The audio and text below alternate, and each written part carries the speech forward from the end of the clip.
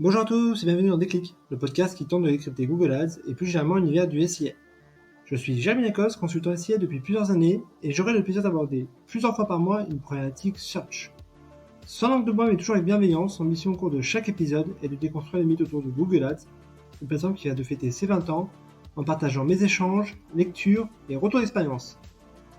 Chaque mois, je ferai un récap des différentes actualités du search. En juin, pas mal d'informations autour de la stratégie d'entreprise de Google. On va ainsi parler fusion de produits, structuration des équipes, fin de Google Analytics universel. Allez, je compte les points. La première actualité concerne la fin de Google Analytics universel. Depuis le 1er juillet, les annonceurs qui n'ont pas fait la bascule de Google Analytics universel vers GA4 ne remontent plus de données. Une migration annoncée depuis plusieurs mois par Google pour proposer une solution voulue comme plus RGPD compliant. Côté Google Ads, Google recommande de synchroniser les conversions GA4 dans la plateforme publicitaire de manière à aligner les outils. Alors pourquoi les annonceurs ont tardé à faire la bascule ? Pour deux raisons à mon sens. La première, GA4 n'est pas aujourd'hui satisfaisant et encore énormément de fonctionnalités sont absentes.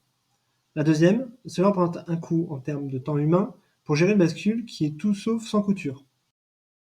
La deuxième annonce concerne Waze, avec un coup de frein important de son côté, avec notamment l'annonce d'un plan de licenciement et l'intégration prochaine du produit dans l'inventaire publicitaire Google, au même titre finalement que Google Maps. On peut imaginer que très rapidement, Waze deviendra un emplacement disponible depuis Google Ads pour les annonceurs, là où aujourd'hui il s'agit d'une régie à part entière. Une décision donc plutôt maligne qui va faciliter l'activation des campagnes locales. La troisième actu concerne les procès autour de Google. Après les États-Unis, donc, la Commission européenne a rendu un rapport mettant en avant la position hégémonique de Google sur le marché publicitaire et montrant également que l'éditeur américain avait tendance à privilégier ses annonces. La Commission recommande donc aux géants de céder une partie de ses activités pour rééquilibrer le marché.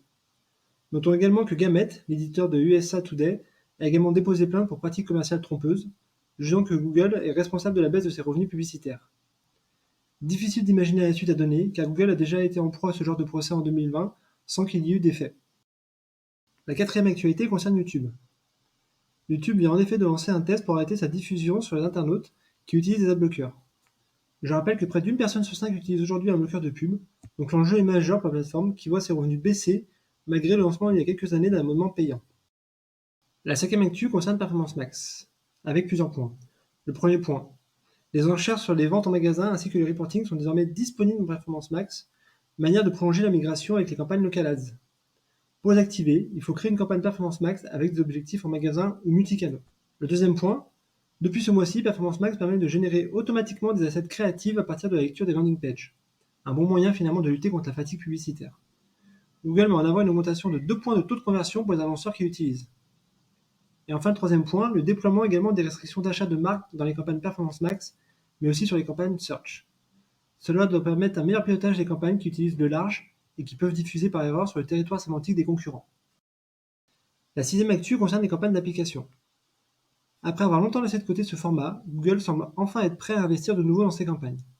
Ainsi, l'éditeur américain vient d'annoncer l'intégration de nouveaux formats d'annonces enrichis, avec l'intégration de CTA par exemple, l'optimisation de l'affichage via YouTube Short, ainsi que l'intégration d'annonces en haut de page de recherche pour les requêtes spécifiques aux applications.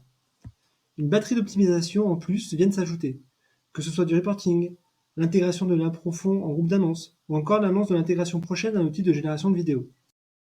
La septième actu concerne la fin de la pluralité des modèles d'attribution.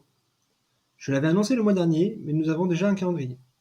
À partir de mi-juillet, il ne sera plus possible de créer ou basculer des conversions sur les modèles first click, linéaire, déprécié avec le temps ou basé sur la position. Pour les annonceurs qui utilisaient l'un de ces modèles sur les conversions existantes, leur suppression arrivera en septembre.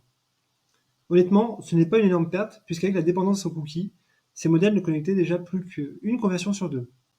Il vaut mieux donc basculer sur l'apport des conversions offline. Huitième actualité, le plan de départ chez Google. Le grand ménage annoncé il y a quelques mois chez Google a commencé à Dublin, qui a vu le départ de 250 collaborateurs. En France, les négociations sont en cours mais prennent plus de temps au vu du cadre législatif. Je rappelle que Google souhaite baisser ses effectifs de 12 000 personnes au niveau monde, alors même que le groupe a enregistré au premier trimestre un bénéfice de 15 milliards de dollars, au-dessus des projections.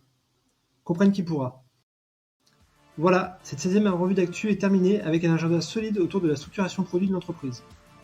D'ici là, prenez soin de vous, et si vous me cherchez, vous savez où me trouver, sur Google bien sûr. Allez, à la prochaine!